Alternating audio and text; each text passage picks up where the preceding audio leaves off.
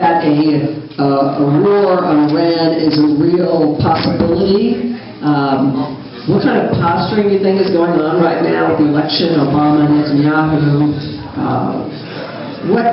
What should people be doing about this? Robert?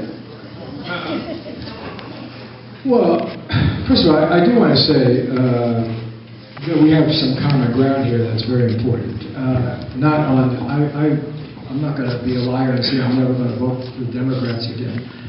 If I were in Massachusetts, I'd be actively working in Elizabeth Warren's campaign because I think she exemplifies an honest position, extreme integrity and clarity on this economic crisis. I would do it with enthusiasm. If you have any relatives in Massachusetts, they should be out there walking precincts for her. There are people that we have in this state that represent us and who are Democrats that I do respect. As I said, I contributed to Dennis Kucinich's campaign, spoke for him at a fundraiser at Stanley Scheinbaum and Betty Scheinbaum's house. So I don't know. True confession, I once actually ran as a Democrat, a seat that in Oakland that Ron Dellums then had and as Barbara Lee has. So I'm very proud of that, what we did to the Democratic Party there. But I also ran as an independent in the state in a much more full-on effort. So I don't think that should be the touchstone here. I think what we should talk about is what you're getting at, which is the integrity of the position. And anybody who comes along and wants to rationalize going to war in Iran, the specific question, as they did with going to war in Iraq, want to lie about this waste of human resources, physical resources, this incredible tissue of lies that they weave for these things. Denying all previous history, denying any role that the United States had in Iran, insisting on denying any complexity of any kind, and actually producing the exact opposite result of what you want. We went into Iraq, and what did we do? This was the opponent of the Ayatollahs, right? Saddam Hussein. It was the one place, I'm not going to celebrate stuff to say I'm in enough trouble here supporting Ron Paul. But Saddam Hussein, was the guy, Al-Qaeda couldn't operate in Iraq, right? We smashed them. And he was fighting a war on our side against the Ayatollahs. He was our guy. And then in response to 9/11, which he had nothing to do with, we go invade him. Because we don't want to invade Pakistan, they're our big buddies. So we invade him. We don't want to invade Saudi Arabia, where 15 of the 19 hijackers come from, so we go in there. What do? We overthrow Saddam Hussein. We don't get this great democracy we're supposed to be getting. We get a pro-Iran government in Iraq. The main reason the U.S. government cannot move against the Ayatollahs is there be absolute chaos in Iraq. I mean, there's no question about it. These people live their lives in exile. That we put in power. And everybody knows it'd be totally counterproductive, but we're meddling once again. I think what Cynthia said should really be the touchstone here, which is, do they stand for peace?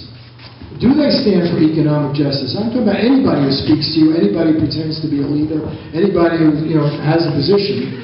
Where are you on these critical issues? Do you really feel the pain of people in Riverside, California, who've worked cleaning those office buildings all over the state, and they go back to Riverside buying this home that people conned them into, and now they're losing it? Do you feel their pain? Do you care about the people who can't find jobs, even though you happen to have a tenured position, or you have a job at the city? I live downtown here in LA.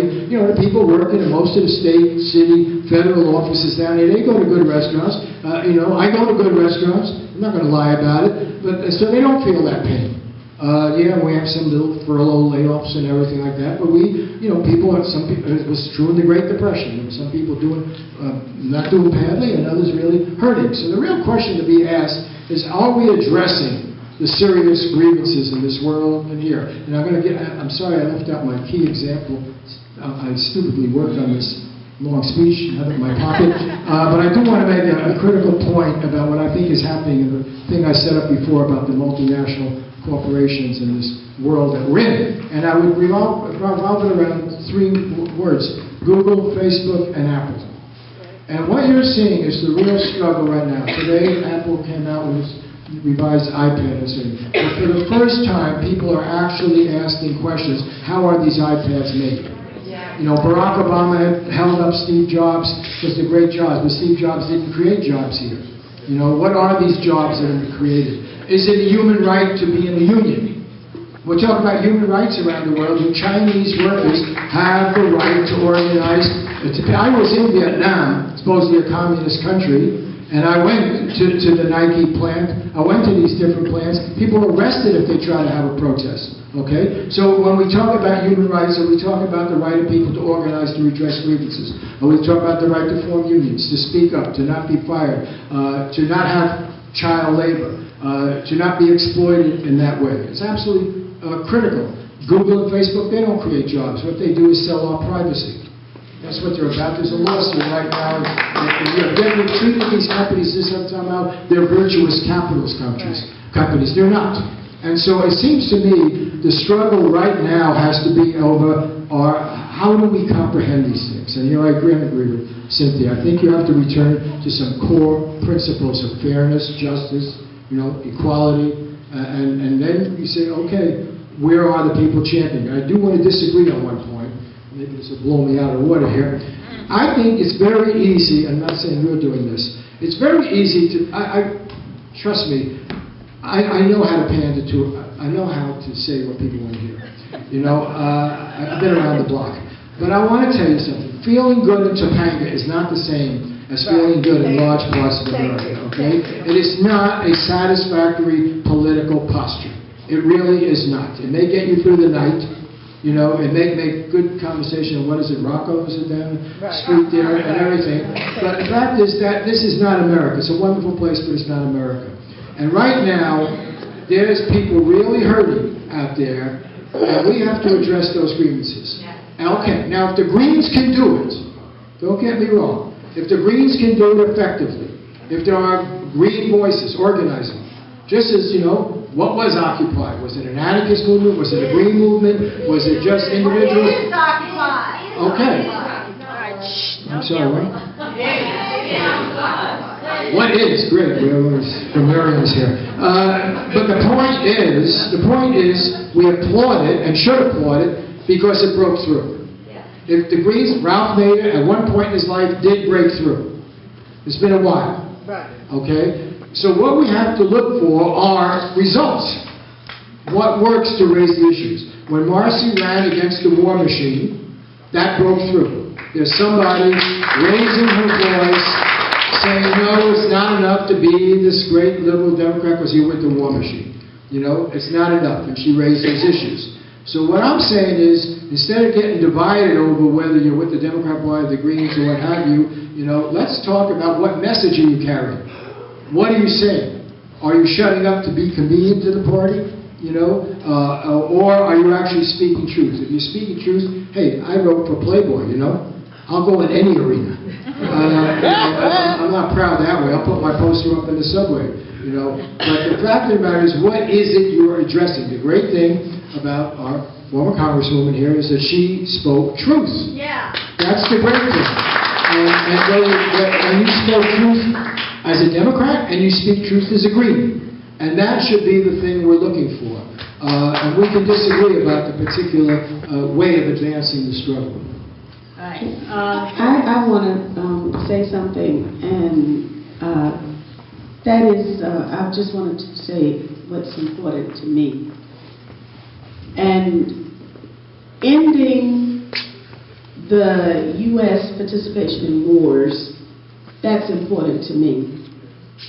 And because I wanted my government to be a government that represented and worked for peace, I was targeted by one group of individuals who are very powerful in Washington, D.C., who do not want peace. And I'm talking about the pro-Israel lobby that is orchestrated by the American Israel Public Affairs Committee. And we can applaud. I don't know, the local politics here in Southern California probably the way I should. But we can applaud the fact that Marcy ran for Congress. But were it not for the tentacles of AIPAC and the pro-Israel lobby, Marcy should have been sworn in as a member of Congress. So one of the things that I look at when I assess a candidate is whether or not that candidate is more loyal to AIPAC and its tentacles than it is to the values that I want this country to represent. And so if we use a different standard, it's very easy for one candidate to be very good on one issue. In fact, it's probably good for one candidate to be very good on many issues. But what is the core issue? That's something that each of you will have to decide for yourselves. But I've decided that I don't want any more war criminal presidents.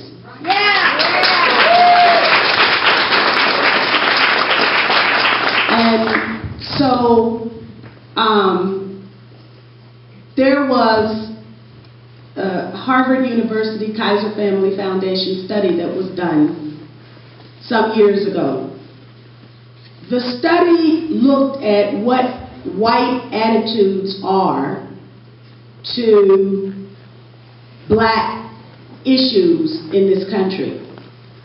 And basically what the study found was that white people don't really know what black issues are in this country.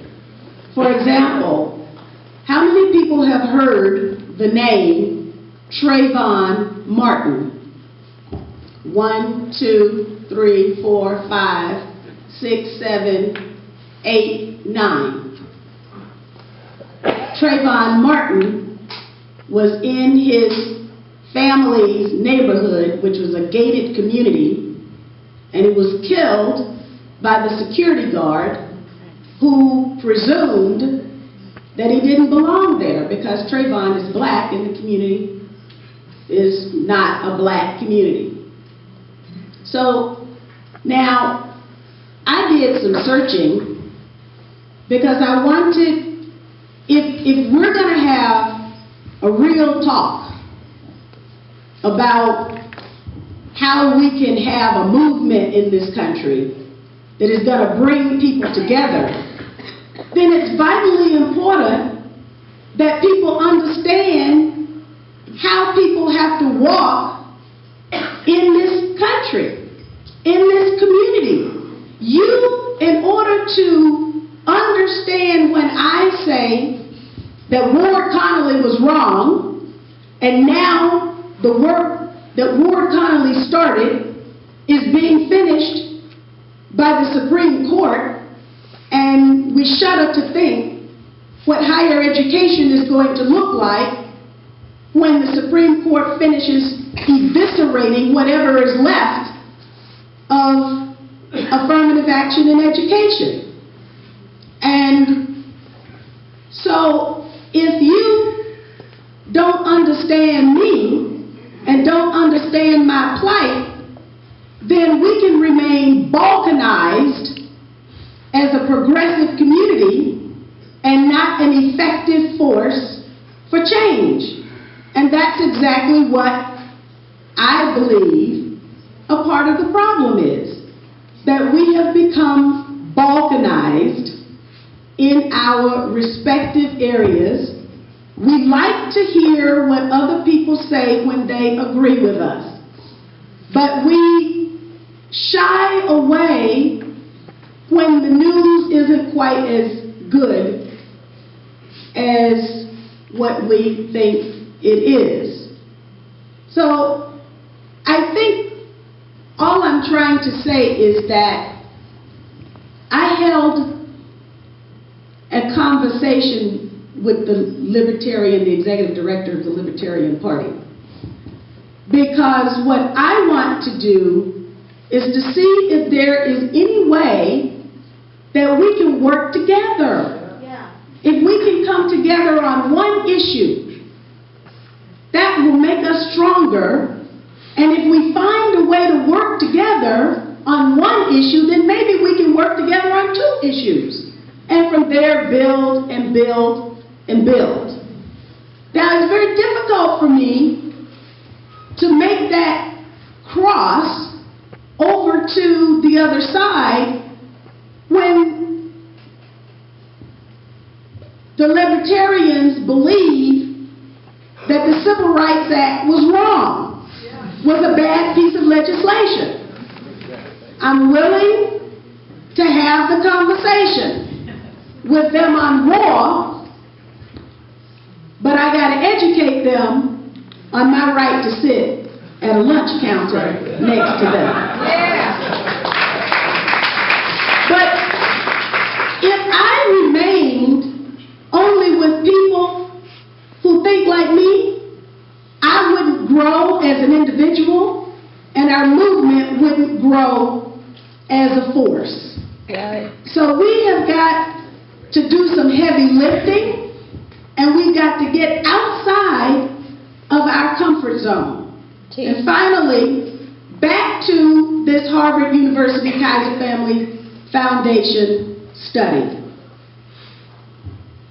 The erosion of, at first there was affirmative action in civil rights. Then there was affirmative action in voting rights. And then there was affirmative action in education. There was affirmative action in economics. And little by little, by little by little, Supreme Court decisions chipped away at all of it. I had the distinct pleasure, I think I've kind of fallen in love with him, of hosting Gilad Atzmon in Atlanta. And, well, I didn't host him, it was Veterans Day. But I was present at his presentation. And he said something that was tremendously touching. He said that the United States, he'd been to 26 countries, 26 cities, in the United States, and he hadn't seen poverty. And the reason he hadn't seen poverty is because the United States is segregated. It's a segregated country. I'm in the process of doing a national tour with the International Action Center called the Build People's Power Tour. We are doing just a test. I will be, actually on the 18th, I will be at USC for the Los Angeles version of that. We started in New York, standing room only, then went to Philadelphia. People didn't want to leave. Then we went to Baltimore. And in Baltimore, that was the most touching, because the problems that people are facing, if we really care about the people that we say we care about, we got to know them. And there was an 18-year-old boy, young man, who got up and spoke eloquently, and he was homeless. He didn't know where he was going to sleep that night. So immediately our theoretical, intellectual discussion about politics in the United States turned into how can we secure this young man tonight and for his future nights. That's what we have got to do. And so I guess maybe I'm making a plea to go into the unfamiliar, and it's okay. That's why I say I hold this and I say that it's okay to say it incorrectly. I'm going to be testifying at the in Canada, who had tenure, and he was fired, even though he had tenure, for supporting the black students and the students of color who felt that they were being discriminated against. And the university went and got a black person, a black professor who is not yet tenured, to write a scathing report against the students. And the white professor came to the students' rescue. And now that professor is being sued in court, so I'm going to be an expert witness for the professor. So the paradigms, they all have changed. And that's why it's important for us to see what's in a person's heart. This professor called the black professor acting like a house Negro. So my role in the court is going to be defined what a house Negro is. And I think we've got a lot of experience with that down here. But anyway, I don't want to go into too much, but I just think that there are certain things we have to do, and there's certain things we have to say, and there's certain things we have to talk about if we're really going to be authentic. And authenticity is the only way that we can come together and see each other's humanity and then build a movement to get rid of the tyranny of the 1%. I do want to respond. And, we all want to be authentic, and we all want to hopefully have good hearts. That doesn't mean we always agree. And I'm not going to defend AIPAC and everything it does, but I must say AIPAC's position on going to war, or if you think of their position with Iran, was rejected by Barack Obama. That's just the reality. On our show last week, I said it was Barack Obama's finest hours, but now whether he'll stick to it, I don't know. But I think, first, I don't think the U.S. I don't think AIPAC has run American foreign policy. I have a chapter in my last book, which you can read all about. I tried to go through it. I think, for instance, the deal that was made with Saudi Arabia by this administration, which is truly reprehensible, where Saudi is buying all of this equipment from Boeing and other arms contractors. We are locked into Saudi Arabia for the next decade. That was not Israel's wish, and it was not AIPAC's wish. That was done because Boeing and the other defense companies wanted these contracts. I think the biggest problem that AIPAC has is I don't think they speak for the American Jewish community. And I think that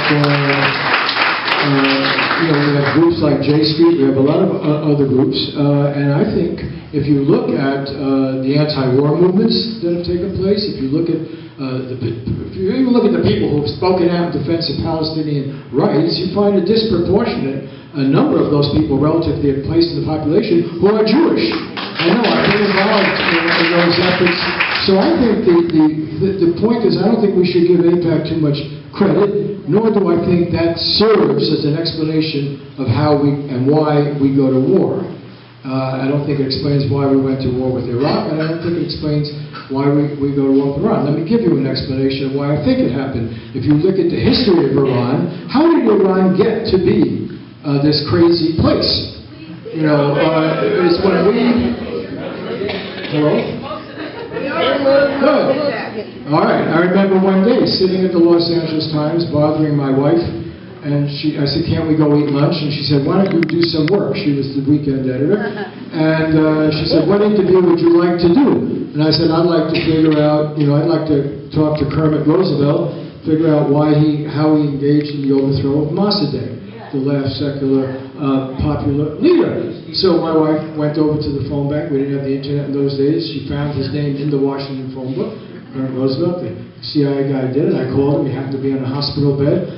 And he laid it all out. He made a very interesting story. It turned out to be an accurate story. So we meddled in the history of that country. The key point is the meddling. Right. The meddling. And we destroyed that country. And as a result, we have the politics that are emerging. Because we don't take a consistent position on the abolition of nuclear weapons. On the contrary, since we led the world in developing nuclear weapons, since we killed 187,000 people who are primarily fishermen and their families and children in Hiroshima and Nagasaki, and we continue to develop new weapons, and we look the other way when Israel and Pakistan develop weapons, we don't have the moral strength or clarity to speak on this issue.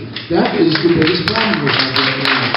But I just would be dishonest if I sat here and I thought that AIPAC represents the major manipulative negative force in American politics. I think it's a force that's losing steam, that increasingly is out of touch with the American Jewish community, and I don't think it's the great menace, frankly.